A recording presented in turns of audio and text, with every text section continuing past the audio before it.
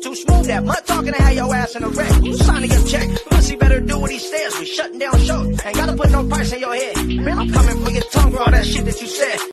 Gonna make the heat go boom, boom, boom, boom, boom, boom. What it is, you could already tell what it is by that thumbnail right there. Woo! We're talking about the 16-time world heavyweight champion, the greatest of all times, greatest wrestler, period. Plain and simple, man. But I like Hulk Hogan. Tan, tan, tan, tan, tan, tan, tan. Orale. Verga Hogan. We're talking about the nature boy, Ric Flair. And for those who don't know, you better ask somebody, because this man is a real man. Okay? Now, I like to get into profiling, and I thought that if for no other reason, every Sunday, we should profile professional wrestlers. Why? Because I grew up as a kid watching this shit, and I like it, right? I like it, and I want to pay homage and give respect and kind of profile these individuals for who they were, who they are, coming from a Chicano's point of view. This is just my perception, my perspective on what they were doing for my childhood, for your childhood, for everyone's childhood who watched this. Just gotta watch that fake ass shit, Gunner Sasuke. I don't watch your fake ass shit either. Bang, bang. There we go, and the winner is. Now, Ric Flair, born in 1949 in Memphis, Tennessee. I know he was billed as being from North Carolina, and later on he did move his whole familia to North Carolina. Charlotte, North Carolina, he represented. Orale, right? But at the same time, Ric Flair was born actually Richard Flair. Okay, he had a different type of name. Sasuke didn't sound too good in professional wrestling, and just like in Hollywood, they changed that shit. They said, Sasuke, no. The wind is blowing, Sasuke, your name is Flair, because you got some flair to your shit. So he actually came in as a heel. And a heel, for anyone that doesn't know wrestling jargon, means a bad guy. Okay, you have your baby faces, which are your good guys, and then you have your heels, which are bad guys. And Sasuke, the key to being a good bad guy is, Sasuke, make the people boo you. If you can make people boo you, if you can make people really hate you, if you can make people jump out the crowd, Sasuke, and try to blockade you right there in the middle of the ring, you're doing something right. Well, this was that one individual. This was that individual that outclassed and outshined everybody. And how did he do it? How did Ric Flair do it? He did it with hard work, dedication to his craft, and just realness. I was able to identify with him as a young kid, Sasuke, because everything that he symbolized, everything that he talked about, the way he carried himself, Sasuke, that's what I aspired to be. I wanted to be the Rolex wearing, limousine riding, jet flying, son of a gun that wanted to take a bitch on Space Mountain and could pull her just like that. Woo! This is what Ric Flair brought to the table. Not only was he one of the greatest in-ring wrestlers of his time, or of all time, but he also was one of the greatest behind the mic. Sasuke used to hit the dum, right? He was doing this shit, woo, Four Horsemen style. Sasuke, the four, repping, norte, right? The Vato was doing his thing. As a young Chicano, I grew up watching him. And I grew up watching a lot of the greats. And we're going to touch on all that every Sunday. Like I said, it would be a different profile on a different wrestler. But the Vato Ric Flair had my heart. I wanted to be one of the Four Horsemen when I grew up. And then when I got older, I wanted to be one of the Four Horsemen. And I was. Bang, bang. So I was going to call me Arn Anderson, the enforcer. But I definitely, I was captivated by Ric Flair. You know, it wasn't the blonde hair and the way he carried himself in the robes, the colorful robes, and being the bad guy. What I liked about Ric Flair was that he was able to identify with a man that really had dreams. So I was getting everything that you dreamed of, the jewelry, the gold chains, the Rolexes, you know, the women. This man portrayed that image and actually really lived that image. See, a lot of people think Sasuke wrestling is just fake. They're acting like something with Sasuke in the background. They got an ugly fat ass torta and they're getting a mamon. That's not always the case. I mean, in some cases, I guess it could be. But this was not the case. And in Menudo a direct fashion, everything Ric Flair said, that's the way he lived. Okay, so he's billed as the 16-time world heavyweight champion. Okay, and over the years, yes, he did capture many championships, many world heavyweight championships. He was always in the mix. If not the limelight, the limelight was shining on him. He was the headliner. You know what I mean? Sasuke, hey, who's going to be here? It's going to be the Ultimate Warrior. I want the Tully Blanchard, I want the Lex Luger, and big Ric Flair, right? Everyone already knew that Ric Flair, when he came to town, he took over, he controlled the spotlight because he was captivating with his charisma, his attitude, and the way he wiggled in that ring and the way he lived. See, when you're playing the part, but you're actually living the part, people recognize it as real. It's called real recognizes real. And this Vato was really in the mix. So he dominated the 70s and 80s all the way into the 90s. And he worked for many promotions. JCP, which is the Japan Championship promotion, NWA, AWA, WCW, WWE, and of course he ended his career in TNA. But ¿sabes qué?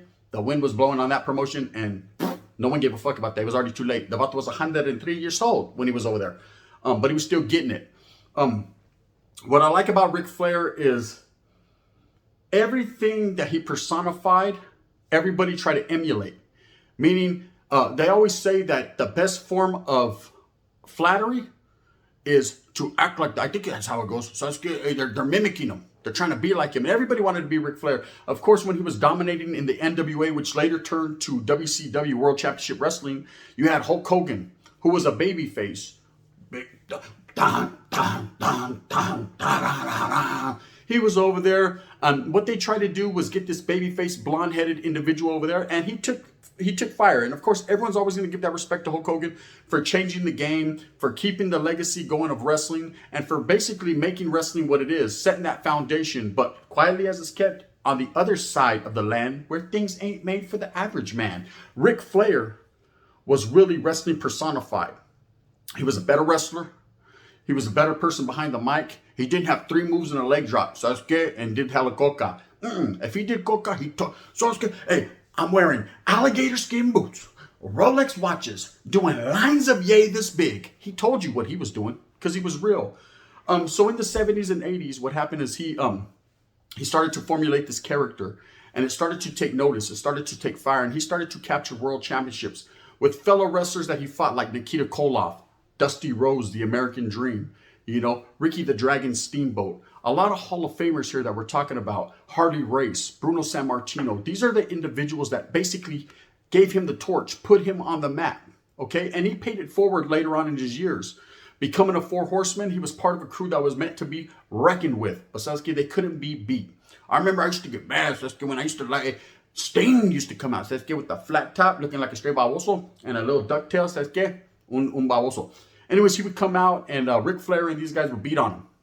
And I was a big Sting fan, Sasuke. Yes, Simon. I admit it. The wind was blowing that day, and I was a big Sting fan.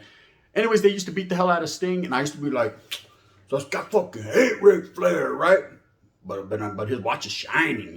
Give me a Rolex one day, and I did. It took a lot of hard work and dedication on my part, but at the end of the day, I was able to shine and prevail, just like Nature Boy Ric Flair inspired me to do. You know what I mean? Because I'm a limousine riding, jet flying, son of the gun. Bang, bang. Anyways, so this man had a great legacy. He left a great legacy and a great career. But he had a lot of demons.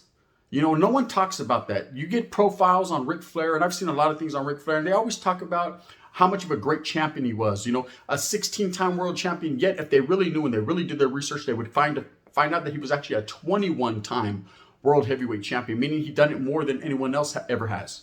I think he had 8 championships in NWA, 6 in WCW, 2 in TNA, 2 in fucking WWF, and then several other different promotions like AWA. Of course, he was over there in North Carolina, the Southwestern states, Smoky Mountain Wrestling. I mean, the man was all over the place, He was doing his thing in the 70s.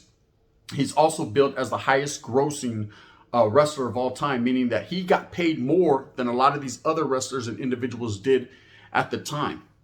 Of course, as he got older in years, so he got put on the back burner like a fucking pot of rice, that's just bubbling and bubbles over. But in his heyday, he was actually grossed the most money over time than any other professional wrestler in that sport or in, the entertainment field. Anyways, in the 80s and 90s, like I said, he dominated with the 4 horsemen and he partied hard. He had a lot of inner demons.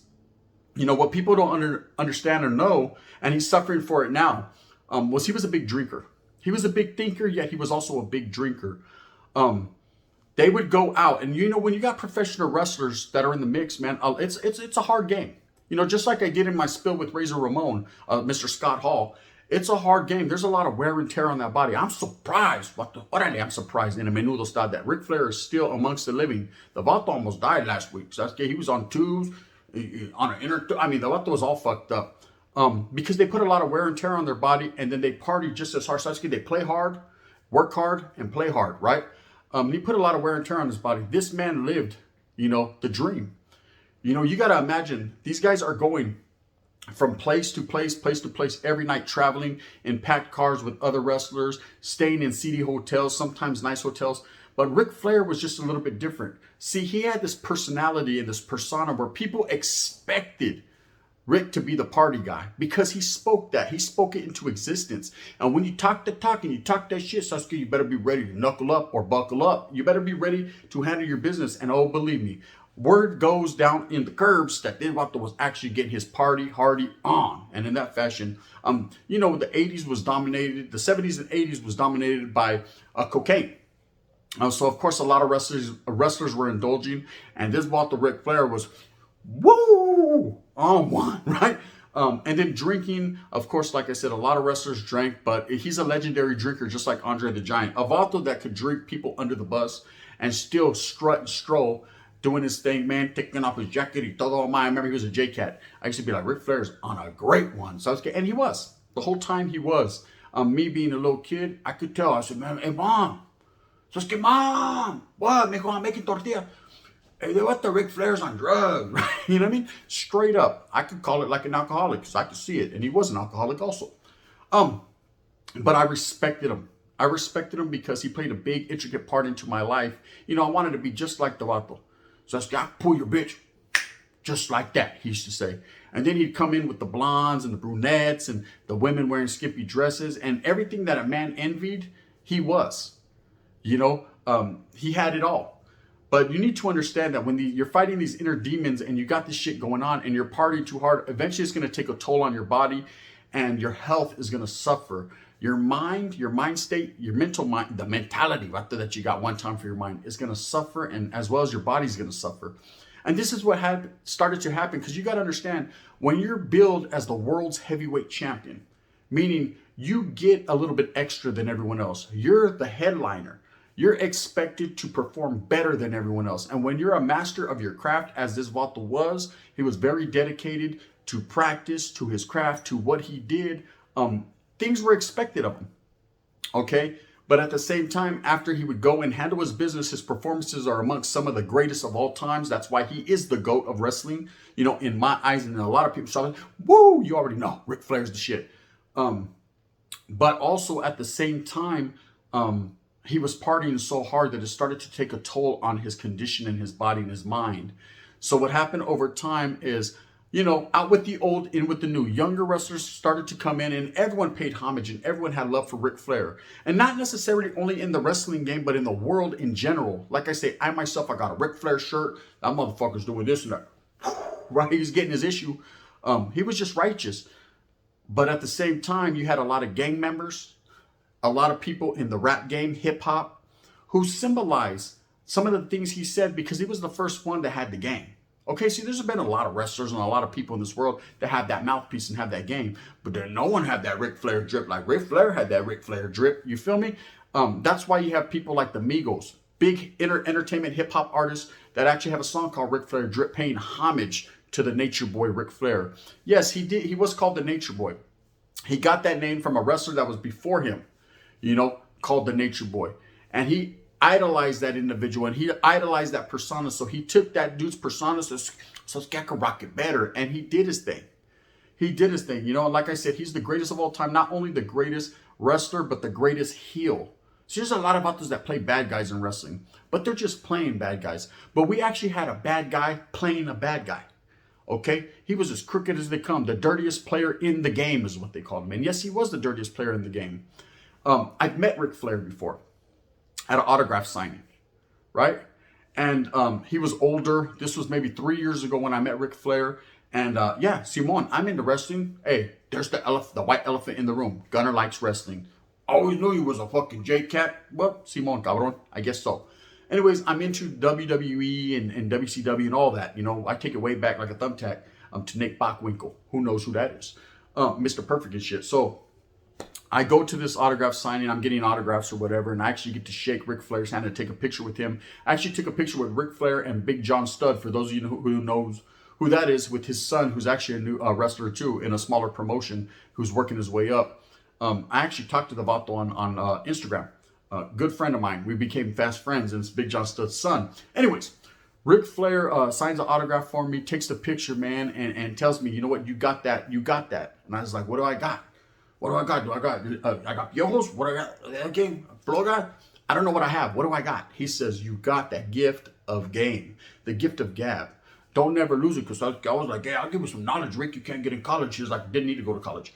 But he did. You know, he was an all-pro wrestler in college. Very elite. He fell off because he got in a couple fights, and that's when he got into professional wrestling. He was trained by the master, Vern Gagne, right? For those of you that don't know, Google it. But anyways, so we had a small conversation. I took it for what it was, and I utilized that, and here I am now. Bang, bang. Orale, Ric Flair, gracias. If it wasn't for Rick, I never would have did this. It's all Rick's fault, right? But I respect him. Anyways, your legacy. Your legacy is all you have when you pass away. Okay? Your legacy is all you have in life. Your bond, your word. Your word is your bond. And with an individual like Ric Flair, man, that's done so much in his life, the charisma, the flair in which he did it, he deserves to be idolized. He deserves that. Sasuke, hey, Brady's the GOAT. Sasuke, put the fuck Brady. I'm talking about Ric Flair. Ric Flair, go whoop, like that. You feel me? So Ric Flair, in 2008, he got immortalized in the WWE Hall of Fame for something that he deserves. You know, because he went through a lot. In and out of the ring, 5, 6 wives, Sasuke, his kids are doing their thing. Just went through a lot as a human being, as a person, but never got involved, right, heavily into street politics, street shit. You know, he was a professional wrestler. But in professional wrestling, there's a lot of dirty, underhand game that goes. Sasuke, they got gangs in wrestling. They got cliques. And we're going to get into that one day, probably on Gunner's Collective. But there are actual cliques, gangs, in professional sports, in professional wrestling. We'll touch on that soon. Anyways, he never got involved in that. He stood out of that mix. He was the one-man gang. You know what I mean? No pun intended. He was that one. You know, everybody looked up to him. Everybody idolized him. Everybody knew exactly when Ric Flair came into the room, somebody was getting fucked. Straight up. Woo! And in that fashion. But in 2008, he gets immortalized into the Hall of Fame, for which he's very deserving. Roddy Piper actually inducted him into the Hall of Fame, which was a great friend of his. He's now, unfortunately passed away. Rest in peace to Rowdy. We will be doing a profile on him very soon. And then in 2012, he was the first ever person to be a two-time Hall of Famer, as he was inducted with the rest of the Four Horsemen, being Tully Blanchard, Arn Anderson, James J. Dillon, and Barry Windham.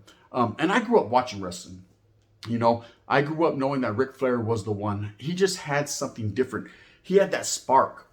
He had that stilo. He had that charisma. He had that gangster without being a gangster.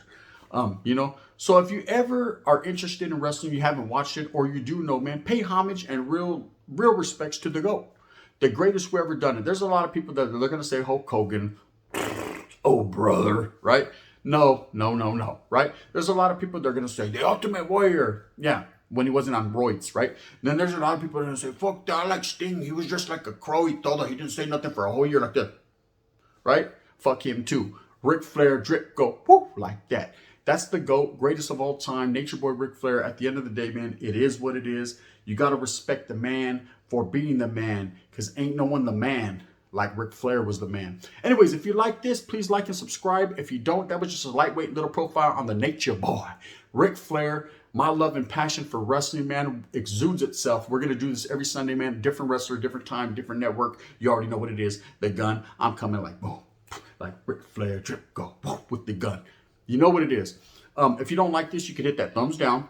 Heavy as the head that wears the crown. And I'll be sad like this. Why you put a fucking thumbs down? It's about the GOAT, Ric Flair. It is what it is. Alright, that was for you, Tim Hennessy. Respects and shout outs to a day one subscriber. You already know what it is. Stay on the lookout, man. These profiles are coming hot and heavy. You know, it's just a Sunday afternoon. You know what it is. The gun. Bang, bang. And in that fashion, woo! Ric Flair.